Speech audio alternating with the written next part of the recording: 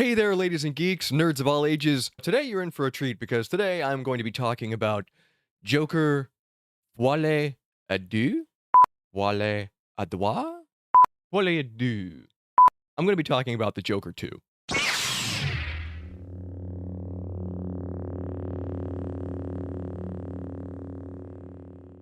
Now look, I'm not usually a huge fan of movie sequels.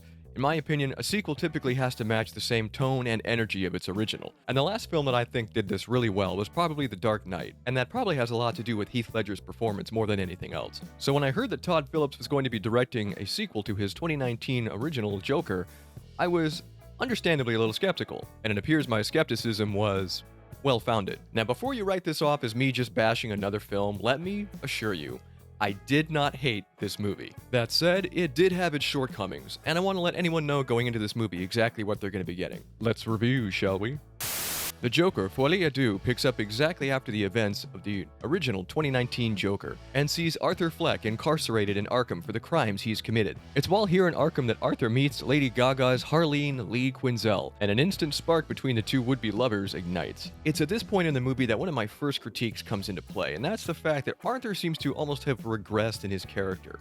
At the end of Joker, he's figured himself out. Well, at least he's figured out what his calling is as the Clown Prince of Crime. But in Joker Foli à Deux, it's almost as though he reverts back to the original Arthur Fleck, and he almost plays against character at this point. And an interesting change from the comics in this film is that Harleen Quinzel is an inmate in Arkham, not the timid therapist assigned to the Joker's case. In fact, Harleen claims that she's found a kindred spirit in Arthur's Joker, inspired by Arthur's elimination of Murray Franken. The movie itself seems to be split between two main events, one being the growing relationship between Harleen Quinzel and Joker, and the other one being Arthur Fleck's trial. Now, I don't have a problem with the romance, I don't have a problem with the fact that they changed a few character dynamics, and I don't mind the fact there's an A and B story going on. In fact, that's just good writing. What does kind of bother me is that the Joker, Foli à Deux, is, for some odd reason, a musical. Now, you could argue that this is because Lady Gaga's in the movie, and maybe she's got some sort of contractual agreement where she has to sing, but my issue is that these songs seem to be out of place and kill the pacing of the movie. It's like when you're reading Lord of the Rings and the characters decide to break into song about rocks, trees, and birds.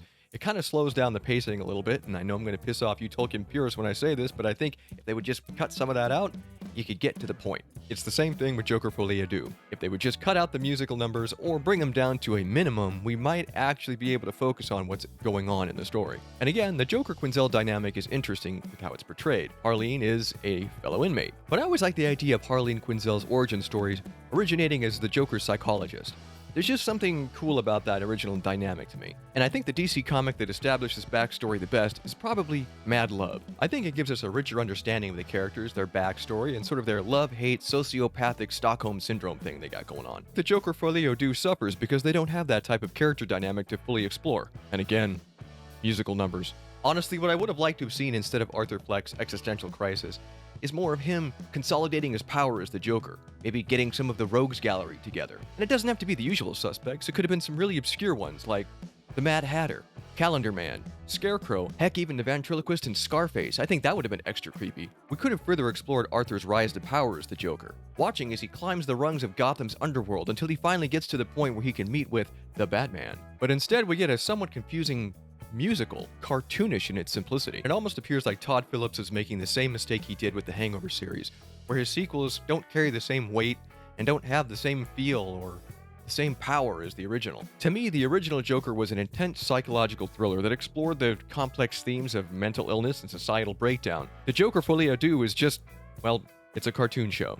I don't believe that fans of the original, myself included, wanted a musical. We didn't want singing and dancing, we wanted more of the same gritty, dark, and unsettling chaos of the original, and I feel like this one sort of undoes that. Now, as usual, Joaquin Phoenix is spectacular as Arthur Fleck, and Lady Gaga has always surprised me with her acting abilities, but I think their performances are greatly undone by the script, or maybe lack thereof. The script that is there is all over the place and is a little hard to focus on one plotline, let alone two. Now, some of the reviewers that I've seen who watched this film have said that the Joker franchise is forever scarred. I don't know if it's forever scarred, but I definitely think it's going to take a while for it to climb back up from this one. So what's my final verdict?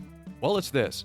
The Joker Foli à Deux is not a bad film, at least not when we measure it up against the movies from modern Hollywood. But unfortunately, it's not a great one. In fact, I would call it a forgettable film. And that's too bad, too, because this one could have been a fantastic sequel. But you guys let me know what you think. Is the Joker Foli a sequel worthy of the original?